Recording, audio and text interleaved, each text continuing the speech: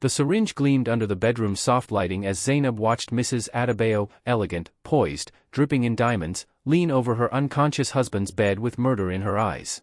What would you do if you witnessed your boss's wife trying to kill him? Hit like if you've ever seen Betrayal up close, and comment below where you're watching from.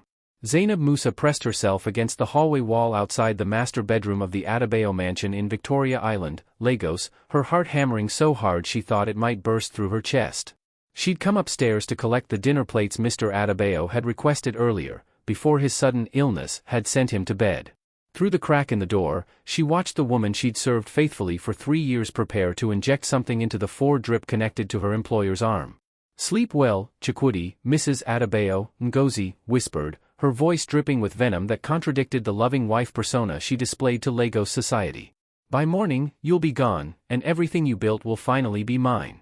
No more waiting for you to change that will." Zainab's phone was in her apron pocket. Her fingers trembled as she eased it out, switching it to video mode. She had to document this domestic betrayal of the worst kind, infidelity with death itself. Nobody would believe a poor maid from Kano over a billionaire's wife without proof. The video captured everything: Ngozi's face, twisted with hatred, the syringe, the deliberate movement toward the 4-line. But just as Ngozi's thumb pressed the plunger, Zainab's foot shifted, causing the old wooden floor to creak. Ngozi's head snapped toward the door. Their eyes met.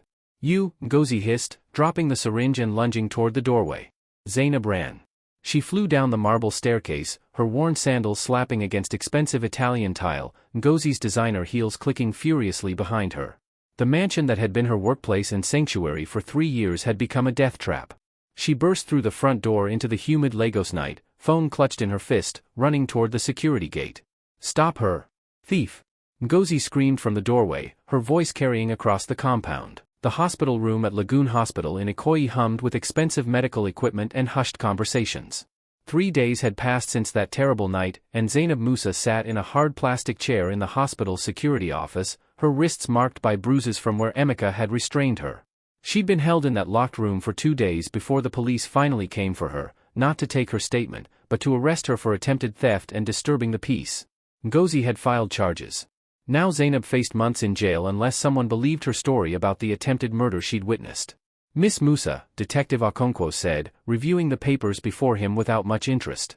He was a tired-looking man in his 50s, probably handling 50 cases more important than a maid's word against a billionaire's wife. "Mrs. Adebayo's lawyers are willing to drop all charges if you simply apologize and resign from your position. Otherwise, we proceed with prosecution for theft and defamation." "I didn't steal anything," Zainab insisted, her voice hoarse from days of crying and shouting her innocence to walls that wouldn't listen. "I was trying to save Mr. Adebayo's life. His wife was going to inject poison into his 4. I saw her, I recorded it." "Yes, the phone that you claim contained this video but which was unfortunately destroyed," the detective interrupted, his tone suggesting he'd heard every excuse imaginable in his career. "Convenient that there's no evidence. Check his medical records. Test his blood. Whatever she tried to give him. Mr. Adebayo suffered a severe reaction to his heart medication. The doctors have confirmed this. It happens. His wife called the ambulance immediately and probably saved his life." Detective Okonkwo stood, clearly finished with the conversation. "You have until tomorrow morning to accept the offer. After that, you'll be transferred to Kirikiri prison to await trial." Zainab's world crumbled around her. She'd tried to save a man's life and now faced imprisonment for it. Back home in Kano, her younger siblings depended on the money she sent every month. Her mother's medication, her brother's school fees, all of it would stop. The emotional "Ngozi," Chukwudi said, his voice measured and cold. "Sit down. We need to talk about what happens next." The 2 women locked eyes across the hospital room, one fighting for justice, one fighting to keep her murderous secret buried. Between them sat a man who'd just discovered his wife's ultimate betrayal and was planning his revenge. But Ngozi was still smiling, still confident, still certain she'd won. She had no idea what was coming. "Do you think Chukwudi's plan for revenge will work, or will Ngozi strike again first?" Share this with someone who loves drama. Don't forget to like, subscribe, and turn on notifications for more gripping stories like this. What do you think happens next? Comment below. The safe house was a modest 3-bedroom apartment in Lekki Phase 1, nothing like the Adebayo mansion's grandeur but comfortable and, most importantly, secret. Zainab had been there for a week, watched over by Kunal's security team while Chukwudi remained in the hospital, playing the role of the recovering husband with his devoted wife by his side. Have you ever had to pretend everything was fine while planning your escape from a toxic relationship? Hit like if you've had to hide your true feelings, and comment below where you're watching from. Every evening, Adiz would visit with updates that made Zainab's blood run cold. They'd recovered the video from her shattered phone, grainy but clear enough to see Ngozi's face and the syringe. The toxicology reports confirmed traces of a rare cardiac poison in Chukwudi's system, something that should never have been in his body. Most damning of all, Kunal's investigation had uncovered Ngozi's lover, Obiora Okafor, Chukwudi's own business partner and best friend since university. The depth of the betrayal was staggering. While Chukwudi built a tech empire that employed 15,000 Nigerians, his wife and partner had been plotting his death for over a year, planning to merge their shares and take control of everything he'd created. The infidelity in marriage was bad enough, but this was economic murder, destroying not just a man but the livelihoods of thousands. "We have enough to arrest them both," Adiz said, spreading documents across the safe house's small dining table. The video, the poison, bank records showing large transfers from Ngozi to an offshore account, emails between Ngozi and Obiora discussing the plan. It's airtight. Zainab studied the papers, her simple education from Kano barely preparing her to understand the complex financial crimes laid out before her. But she understood betrayal. She understood evil. "Why doesn't Mr. Chukwudi just go to the police?" she asked. "Because he wants more than justice," Kunal said from his position by the window, always watching, always alert. "He wants complete destruction. If we arrest Ngozi now, she claims abuse, that Chukwudi was controlling, that she feared for her life. The media loves those stories. Rich wife. I'm very clear, actually. Clearer than I've been in years." He raised his voice, addressing the entire room. "Ladies and gentlemen, thank you for coming to celebrate my survival. I think you should all know exactly what I survived. Chukwudi, please, not here." Ngozi's mask was cracking, panic showing through. "Why not here? You wanted a party. Let's celebrate the truth." He pulled out his phone, and suddenly his voice boomed through the sound system he'd connected to the house speakers. "Let me show you all what a devoted wife I have." The video played on the massive TV screen mounted on the wall. Grainy but unmistakable, Ngozi leaning over Chukwudi's unconscious body, syringe in hand, her voice crystal clear. "Sleep well, Chukwudi. By morning, you'll be gone, and everything you built will finally be mine. No more waiting for you to change that will." The room erupted. Gasps, shouts, phones recording everything. Ngozi stood frozen, her face ashen, trapped in the spotlight she'd craved. That's edited, it's fake," she stammered, but nobody was listening. "Should I play the part where you discuss your plans with your lover?" Chukwudi asked coldly. "The part where you and Obiora talk about splitting my companies? The part where you laugh about how stupid I was to trust you?" At the mention of Obiora's name, a man at the back of the room, tall, handsome, panic-stricken, bolted for the door. Kunal's security team was waiting. They brought him back into the salon, struggling. The public disgrace was complete. Lagos society loved nothing more than a scandal, and this was a feast. "Chukwudi, please, let me explain." Ngozi was crying now, real tears, reaching for him desperately. He looked at her with contempt. "Explain to the police. They're waiting outside." As if on cue, sirens wailed.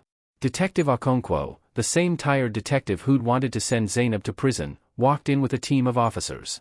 "Ngozi Adebayo, you're under arrest for attempted murder, conspiracy to commit murder, and fraud," he announced, no longer looking bored.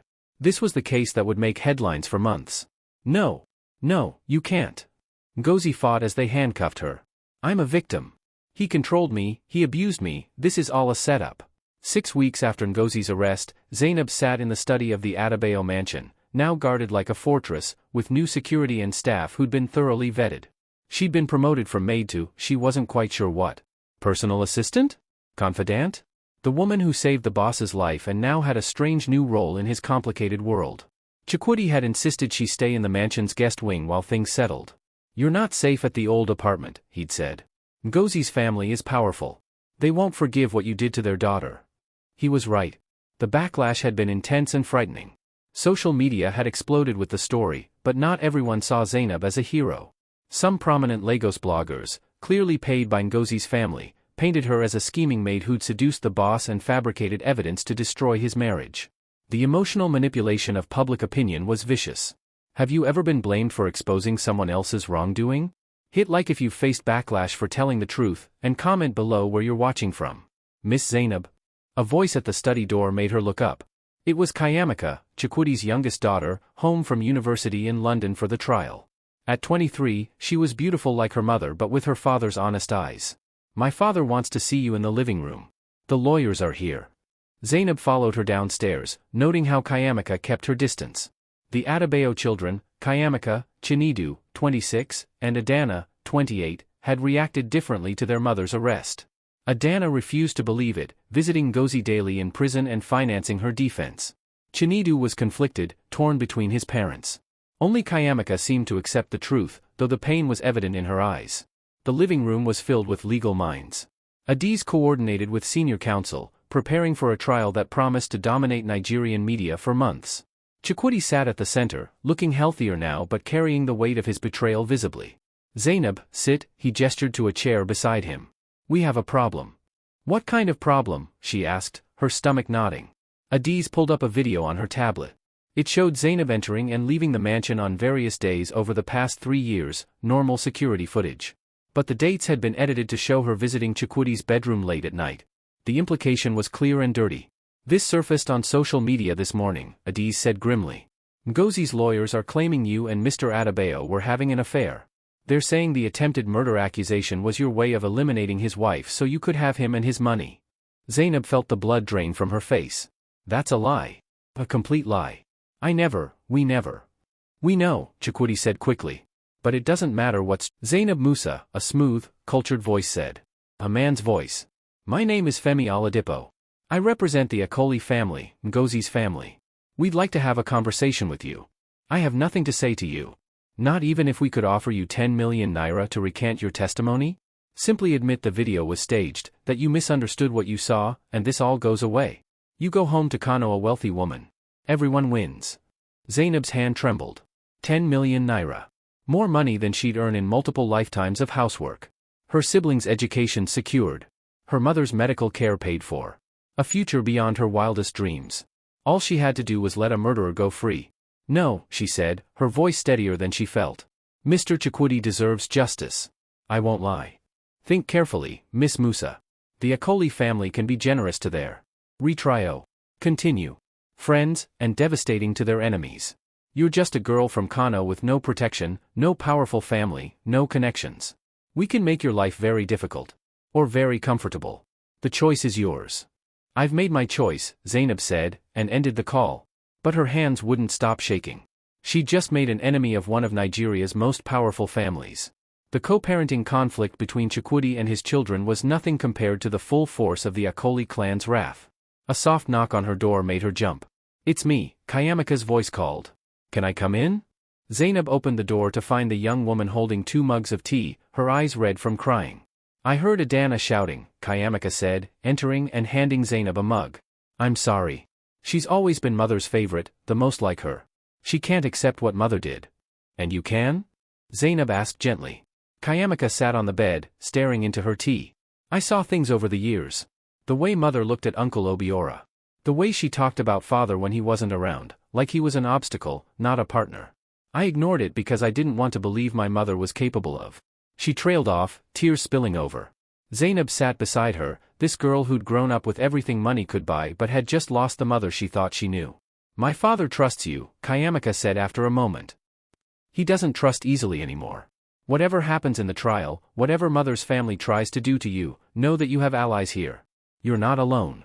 It was a small comfort, but a real one. Zainab squeezed the young woman's hand, 2 women from completely different worlds united by one man's betrayal and their mutual desire for justice. Her phone buzzed again. Another message, this time with a photo attached. Her blood turned to ice. The photo showed her mother's small house in Kano. And standing in front of it, clearly visible, were 2 men in dark suits. The message was simple: last chance to reconsider. 20 million naira. Or your family pays the price for your stubbornness. Kayamika saw Zainab's face go pale. "What is it? What's wrong?" Zainab showed her the phone, her voice barely a whisper. "They're threatening my family." The Federal High Court in Lagos Island buzzed with media, spectators, and security on the trial's first day. Outside, protesters held signs, some supporting Chukwudi, others defending Ngozi with messages like, "Believe women," and "Rich men lie." The case had divided Lagos society along complex lines of class, gender, and loyalty. Zainab sat in the witness waiting room, dressed conservatively in a navy blue dress that Kayamika had helped her choose. Her mother and siblings were safe in a secure apartment in Ikoyi, guarded around the clock, but the fear never left her. Every car that drove too slowly, every stranger who looked too long, potential threats. "Are you ready?" Adiz asked, reviewing Zainab's testimony one final time. "Remember, answer only what's asked. Don't elaborate. Don't let Ngozi's lawyer rattle you. He's one of the best in Nigeria, expensive, aggressive, and he'll try to make you look like a liar or a gold digger." "I just tell the truth," Zainab said, more confidently than she felt. "The truth is our strongest weapon," Adiz agreed. "But be prepared, he has tricks." Inside the courtroom, Ngozi sat at the defense table looking nothing like the glamorous society wife who'd thrown parties and graced magazine covers. She wore simple clothes, minimal makeup, and an expression of wounded innocence. Her lawyer, Barrister Emeka Obi, was a legend, rumored to have never lost a murder case in 30 years. Chukwudi sat on the prosecution side, flanked by his legal team and Kayamika. Chinedu sat in the gallery, torn and miserable. Adana was conspicuously absent. She'd made it clear she wouldn't attend to watch her mother be crucified. Justice Oluwaseun Badmus entered, a formidable woman in her 60s known for her no-nonsense approach. "All rise." The trial began with opening statements. The prosecution laid out a clear narrative, a greedy wife and her lover plotting to murder a successful husband for his billions.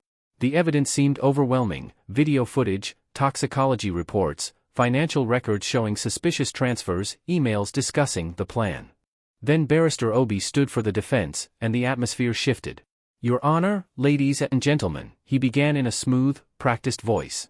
"What we have here is not an attempted murder, but a tragic misunderstanding exploited by opportunists. My client, Mrs. Ngozi Adab, but the damage was done." Obi continued to chip away at Zainab's testimony, questioning every detail, suggesting alternative explanations, planting seeds of doubt. When she stepped down 3 hours later, exhausted and shaken, she wasn't sure if the jury believed her anymore. That evening, back at the mansion, the prosecution team looked worried. "He's good," Adiz admitted grudgingly. "He's turning this into a," she said, situation. "The jury is split, we can see it in their faces. Some believe us, but others are buying Ngozi's victim narrative." "What about Obiora?" Chukwudi asked. "When does he testify?" "Tomorrow. He's our ace. If we can get him to admit the affair and the conspiracy, it corroborates everything." But the next morning brought devastating news. Obiora Okafor had been granted bail due to a procedural error, clearly, the Akoli family's influence reaching into the judiciary. And overnight, he'd fled Nigeria. Private jet to Dubai, then disappeared. "He's gone," Colonel reported, his frustration evident. "Gone, and he took evidence with him, emails, documents that would have proven the conspiracy. Without him, we lose a critical witness." The courtroom drama intensified. Without Obiora to testify, the prosecution's case relied heavily on circumstantial evidence and Zainab's testimony, which Barrister Obi had successfully tainted. Then came the day Ngozi herself took the stand. She was magnificent, poised, tearful at the right moments, convincing in her portrayal of an abused wife fighting for her life against a powerful husband. She spoke of years of control, of emotional abuse masked as generosity, of her fear when she discovered Chukwudi was having an affair with the help. "I confronted him that night," she said, dabbing at her eyes. "I told him I knew about her, about the money he'd been giving her. He became violent. I was so afraid. I ran to our bedroom to call for help, but he'd already taken something, medication mixed with alcohol, and collapsed. I tried to help him, to call an ambulance, but then that girl burst in and started screaming about me poisoning him. She'd orchestrated the whole thing to get rid of me. It was a masterful performance." Zainab watched several jury members nodding sympathetically. Adiz's cross-examination was sharp, poking holes in Ngozi's timeline, questioning inconsistencies in her story. But Ngozi had answers for everything, delivered with the practiced ease of a woman who'd lied to herself and others for so long she believed her own fiction. The trial dragged into its third week. Public opinion swayed daily based on sensationalized media coverage. #Justice for Chukwudi battled #IBelieveNgozi on social media. The case became less about truth and more about tribal loyalties, gender politics, and class warfare. Finally, closing arguments arrived. The prosecution: "The evidence is clear. Mrs. Adebayo tried to murder her husband for money and love of another man. Don't let a good performance blind you to the facts." The defense: "This is a case about power, a powerful man trying to destroy the woman who dared to stand up to him. Don't let his money and influence pervert justice. Mrs. Adebayo is the real victim here." Justice Badmus sent the jury to deliberate. For 3 agonizing days, Lagos held its breath. Zainab couldn't eat, couldn't sleep. Everything she'd risked, everything her family had endured, came down to 12 strangers deciding what to believe. On the 4th day, the jury returned. "Have you reached a verdict?" Justice Badmus asked. "We have, Your Honor." Zainab held Kayamika's hand on one side and Chikwudi's on the other. Across the courtroom, Ngozi sat rigid, her mask finally showing cracks of genuine fear. The jury foreman stood. "On the charge of attempted murder, we find the defendant." The pause felt eternal. "Not guilty." The courtroom exploded. 18 months after the trial, Zainab stood in the doorway of her small but comfortable apartment in Lekki Phase 2, watching her little brother Abubakar practice his English homework at the kitchen table. Her mother hummed in the bedroom, healthy and content for the first time in years. The life Zainab had built from the ashes of the trial was modest but peaceful. Chikwudi had been generous, a settlement for emotional distress and wrongful accusations, though they both knew it was gratitude for saving his life. Enough money to secure her family's future without making her dependent. She'd enrolled in business management courses at the University of Lagos, dreaming of someday opening her own small hospitality business. A quiet life, far from billionaires and their dangerous marriages. But peace never lasted in Lagos. "Zainab, you have a visitor," her mother called from the living room, concern in her voice. Zainab emerged from the kitchen to find Kayamika standing in her doorway, looking exhausted and frightened. The young woman had lost weight, and dark circles shadowed her eyes. "Kayamika? What's wrong?" "It's mother," Kayamika said, her voice breaking. "She's being released early. Next week." The blood drained from Zainab's face. But she was sentenced to 4 years. Good behavior. Family connections. "I don't know the details, but father's lawyers just confirmed it. She'll be out in 7 days. Kayamika gripped Zainab's hands desperately. "She's already making plans. I overheard her on the phone with Adana. They're planning something, and your name came up. You're not safe. Have you ever felt like danger from your past was coming back for you? Hit like if you've had to face old enemies, and comment below where you're watching from." Zainab sank onto her couch, the comfortable life she'd built suddenly feeling as fragile as tissue paper. Ngozi's threat from prison echoed in her mind. "When I get out, I'm coming for you." "What kind of plans?" she asked, though she wasn't sure she wanted to know. "I couldn't hear everything, but I caught phrases like, teach her a lesson, and needs to disappear." Kayamika's eyes filled with tears. "My mother has lost everything, her marriage, her social standing, her access to money. You're the person she blames for all of it. And she has nothing left to lose." "Where's your father? Does he know?" "He's in South Africa for business meetings all week. I tried to call him, but you know how he is, always working, always building, never stopping. I left messages, but..." Kayamika trailed off helplessly. Zainab's mind raced. She could run, take her family and disappear somewhere in Nigeria where the Akoli family's reach was weaker. But where? They had connections everywhere. She could go to the police, but with what evidence? A second-hand warning about vague threats wasn't enough for protection.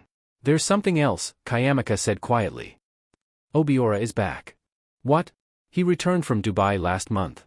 Somehow, all the charges against him were dropped. Father's lawyers tried to fight it, but the Akoli family has too much influence." "Obiora and mother? I think they're planning to finish what they started."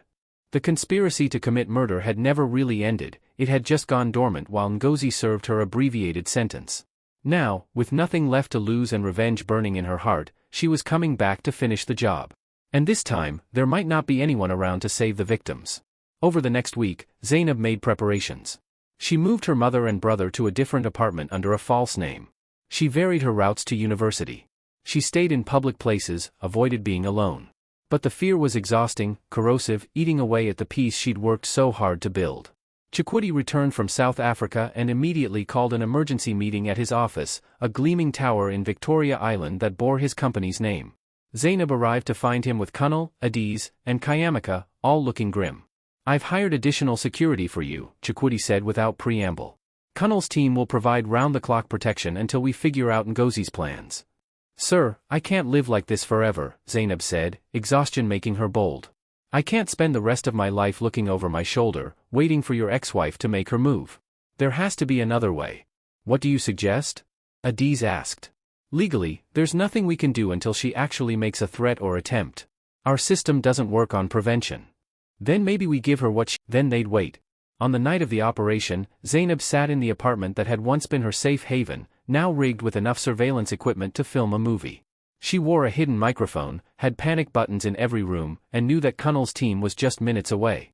But she'd never felt more alone. Hours passed. Midnight came and went. Zainab began to think maybe Ngozi wouldn't take the bait, that she was too smart to fall for such an obvious trap. Then she heard it, the soft scrape of the front door lock being picked. Her heart hammered as footsteps entered the apartment. Not Ngozi's heels, heavier footsteps. Male. Obiora stepped into view, and even in the dim light, Zainab could see the cold calculation in his eyes. "Hello, Zainab," he said conversationally, as if they'd met for tea.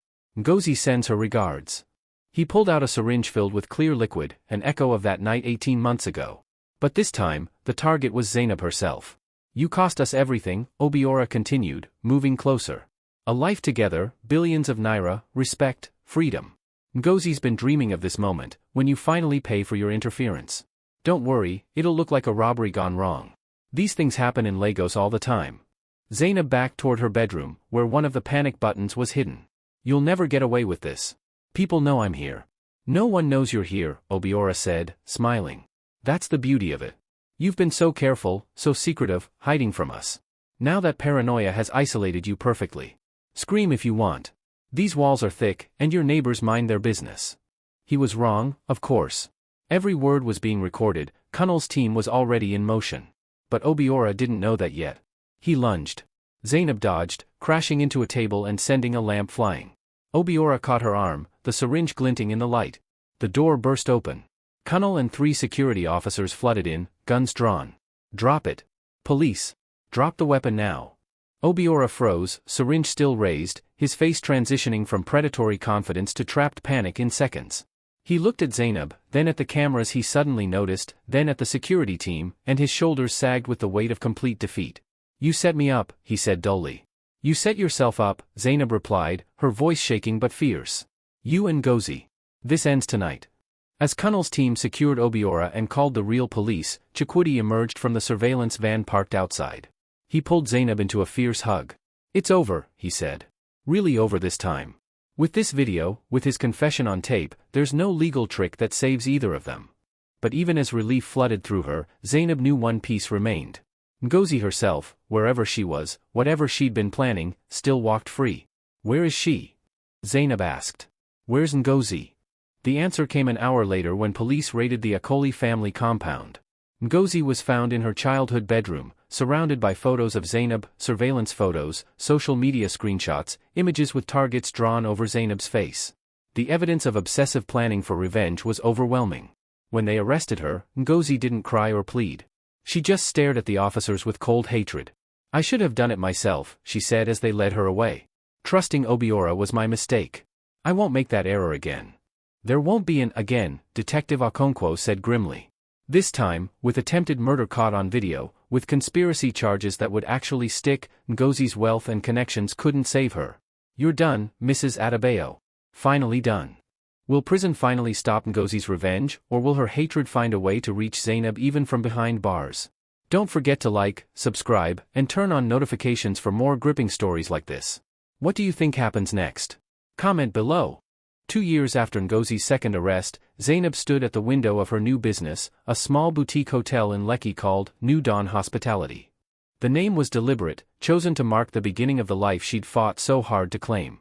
12 rooms, a rooftop restaurant, and enough bookings to keep her staff of 8 employed and her growing in Lagos's competitive hospitality market. Her journey from maid to entrepreneur had been profiled in several Nigerian business magazines, always carefully edited to protect certain details but honest about the core truth. She'd survived betrayal, infidelity, domestic violence by proxy, and revenge plots to build something of her own. Miss Zainab. One of her staff, a young woman from Kano, not unlike who Zainab had been 5 years ago, approached hesitantly. "There's someone here to see you. She says she's family." Zainab's heart clenched, but when she turned, she saw not an Akoli family member but Adana Adebayo. Chikwidi's eldest daughter looked different, humbler, her designer clothes replaced with simple elegance, her proud bearing softened by what looked like genuine remorse. "Adana," Zainab said carefully, gesturing to her small office. "This is unexpected." They sat across from each other, years of hostility and misunderstanding between them like a physical presence. "I owe you an apology," Adana said without preamble, her voice thick with emotion. "A massive, inadequate apology that I should have made years ago. I called you a liar, a gold digger, a homewrecker. I defended my mother even when the evidence was clear. I let my pride and my love for her blind me to the truth, that she was a murderer, and you were the hero who saved my father's life." Zainab said nothing, letting Adana speak. "Mother is in Kirikiri maximum security now. 25 years, no possibility of early release this time. I visited her last month, first time in over a year. Do you know what she did? She spent the entire visit ranting about you, about revenge plans she couldn't possibly execute from prison, about how everything is your fault." Adana's eyes filled with tears.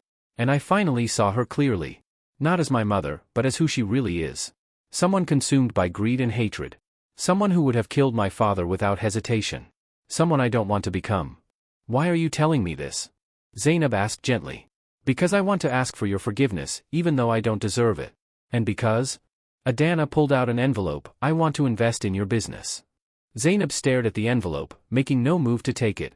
"My father told me you refused his offers to make you a partner in his companies, that you wanted to build something on your own terms," Adana continued. "I respect that. This isn't charity, it's a legitimate business investment. I've left my mother's family business and I'm building my own portfolio of ethical companies. Your hotel has potential. Let me help it grow, and in return, let me learn from someone who has more integrity than anyone I've ever known." The offer was tempting. Capital would allow Zainab to expand, to hire more staff from vulnerable backgrounds like her own, to create opportunities for others the way Chikwudi had once created opportunities for her. But could she trust an Adebayo again? Could she work with the daughter of the woman who'd tried to destroy her? "I need to think about it," Zainab said honestly. "This is my dream, Adana. I won't risk it, even for investment capital." "I understand." Adana stood to leave, then paused. "My father speaks of you often, you know. He says you taught him that true character isn't about wealth or power, it's about doing the right thing even when it costs you everything. He's a better man for knowing you. We all are, whether we admitted it or not." After Adana left, Zainab sat in her office, processing the encounter. Her phone rang, Chikwudi, as if summoned by the mention of his name. "I heard Adana visited you," he said without preamble. "I want you to know I didn't send her. That was her decision, her apology." "I know," Zainab said. "How are? Retrio. Continue." "You, sir? Stop calling me, sir," he said with gentle exasperation. "After everything we've been through, I think we're past formalities. I'm managing. The company is thriving. Chinedu has stepped up as COO, turns out he has his father's business instincts without my workaholism. Kayamaka graduates next month with honors. We're healing, slowly. And you? How are you healing?" A long pause. "I'm learning to trust again. To see people clearly instead of through the lens of what I want them to be. I loved Ngozi for 28 years, built a life with her, and never saw the darkness underneath. That kind of blindness, it changes you. It makes you human," Zainab said softly. "We all miss what we don't want to see." Wise words from someone so young. She could hear the smile in his voice. "I'm calling because I have news. Obiora was sentenced yesterday. 40 years, no parole. Between his confession and the video from your apartment, the judge threw everything at him." Relief washed over Zainab. "So it's really over. Both of them are locked away. Both of them, and several Akoli family members are under investigation for witness tampering and conspiracy. The family's political connections are crumbling. Your bravery didn't just save my life, Zainab, it exposed an entire network of corruption and violence. That's your legacy." After they hung up, Zainab walked through her small hotel, checking on her staff, greeting guests, living the life she'd built from courage and truth. Her mother was healthy, living in a proper house Zainab had bought in a safe Kano neighborhood. Zainab followed her assistant downstairs, ready to meet potential clients, ready to continue building. As she walked, she passed a mirror and paused to study her reflection. She was 28 now, no longer the frightened 23-year-old maid who'd stumbled onto a murder plot. Life had hardened her in some ways, but it had also revealed strength she hadn't known she possessed. The couple waiting in her lobby was middle-aged and prosperous-looking. The woman's eyes lit up when she saw Zainab. "Miss Musa. We're honored to meet you. Your story, what you did, standing up to power and corruption, inspired us to finally start our own business after years of working for others. We wanted to celebrate our anniversary at your hotel specifically because of what you represent." Stories like this came often now. Zainab had become, somewhat reluctantly, a symbol of ordinary people who refused to be silenced by the wealthy and powerful. Women from across Nigeria reached out to share their own stories of domestic betrayal, workplace abuse, and standing up for truth despite the costs. She'd never sought fame or recognition, she'd simply tried to save a life. But the ripples from that one moment of courage had spread farther than she could have imagined. 3 months later, Zainab sat in the same federal courthouse where Ngozi's trial had taken place, but this time as a guest, not a witness. The Nigerian government was presenting her with a National Civilian Honor for courage and integrity, specifically for exposing corruption and attempted murder at great personal risk. President Afolabi himself handed her the medal. Miss Musa represents the Nigeria we aspire to be, where truth matters more than money, where courage defeats corruption, where ordinary citizens can stand up to the powerful and win. Thank you for your service to our nation. Chukwudi attended with all 3 of his children. Even Adana, who'd spent months in therapy processing her mother's crimes and her own complicity, stood and applauded. The family was fractured but healing, learning to forgive themselves and each other. After the ceremony, as media clamored for interviews and photos, Zainab found a quiet moment with Chukwudi in the courthouse garden.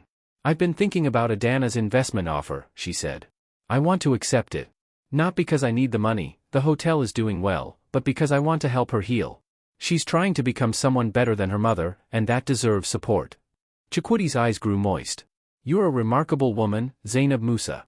After everything my family put you through, you still have the capacity for grace. Your family saved me too," she reminded him. "Kayamika's friendship, Chinedu's quiet kindness, your generosity and protection. We saved each other. That's what family does, real family, not blood, but chosen." He pulled her into a hug, paternal and warm. "You'll always have a family with us. Always." As the sun set on that day, Zainab returned to her hotel, her empire, small but growing, built on the foundation of one courageous decision made in a hallway 5 years ago. She thought about Ngozi, sitting in a prison cell, consumed by hatred and regret. She thought about Obiora, similarly imprisoned, paying for his greed and violence. She thought about the Akoli family, their illicit empire crumbling. And she thought about all the women watching from across Nigeria and beyond, women facing their own betrayals, their own domestic violence, their own difficult choices between silence and speaking up. She'd spoken up. It had cost her safety, peace, and years of her life spent in fear. But it had also given her this, a business she loved, a family she'd chosen, and the knowledge that she'd stood for truth when silence would have been easier. Her phone buzzed with a message from her mother. "My daughter, the hero. Your father would be so proud. I'm so proud. You took what was meant to destroy you and built a garden from the ashes."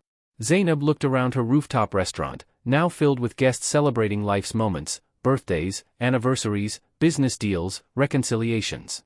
This was her garden. This was what courage built. The nightmare was finally over. Ngozi would spend the next quarter century behind bars, stripped of wealth, power, and the ability to harm anyone. Obiora would die in prison. The Akoli family's criminal enterprise was dismantled.